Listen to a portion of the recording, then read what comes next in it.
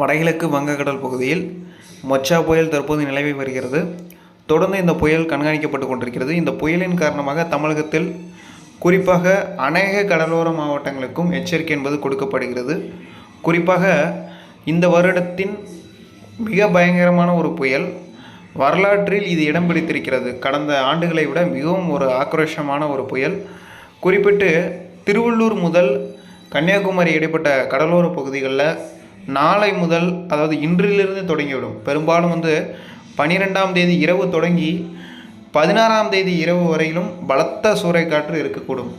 மீனவர்கள் குறிப்பாக பாம்பன், தனுஷ்கோடி, அதே மாதிரி ராமநாதபுரம், தூத்துக்குடி, கன்னியாகுமரி மாவட்ட மீனவர்கள் தங்களுடைய படகுகளை பாதுகாப்பாக நிறுத்தி வைத்துக் கொள்வது நல்லது.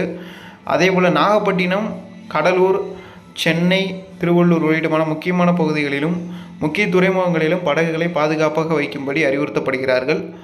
அதேபோல் காற்று பகுதிகளிலும், குறிப்பாக தமிழகத்தில் இருக்கக்கூடிய காற்று பகுதிகளிலும் மணிக்கு 50 முதல் 65 கிலோமீட்டர் வரையிலும் காற்று இருக்கலாம்.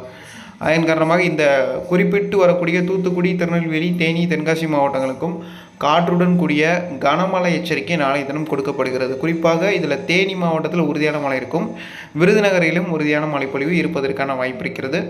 அதேபோல் நாகப்பட்டினம், தஞ்சை, திருவாரூர், மயிலாடுதுறை, கடலூர் உள்ளிட்ட மாவட்டங்களிலும் சில இடங்களில் நாளை கனமழை இருக்கலாம். நாமக்கல், கரூர், சேலம், ஈரோடு உள்ளிட்ட மாவட்டங்களிலும் நாளை தினம் கனமழை இருக்கும். திருப்பத்தூர் உள்ளிட்ட மாவட்டங்கள் வரையிலும் நாளை கனமழை இருக்க வாய்ப்பு இருக்கிறது. வடமேற்கு திசையிலிருந்து வடகிழக்கு திசையாக மாறி பிறகு கரையை கடக்கும்போது வடமேற்கு திசையில் மியான்மர் முதல் வங்கதேசம் இடைப்பட்ட பகுதியில் மணிக்கு 175லிருந்து 190 கிலோமீட்டர் வரையிலும் கரையை கடப்பதற்கான வாய்ப்பு இருக்கிறது. சில சமயங்களில் ஓரிரு இடங்களில் மட்டுமே 185 கிலோமீட்டர் வரையிலும் காற்று இருக்கும்.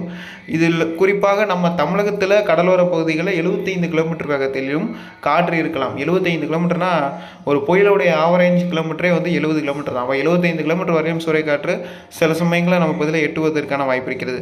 அப்போ ஒரு புயலுக்கு ஈக்குவலான காற்று வீசுவதற்கான வாய்ப்புகள் தமிழகத்தில் இருக்கிறது. அதனால் படகுகளை முடிந்த வரையிலும் பாதுகாப்பாக வையுங்கள். இந்த தகவலை உங்களுடைய மீனவ நண்பர்களுக்கும் முக்கியமாக பொதுமக்களுக்கும் ஷேர் செய்யுமாறு அறிவுறுத்தப்படுகிறீர்கள். நன்றி, வணக்கம்.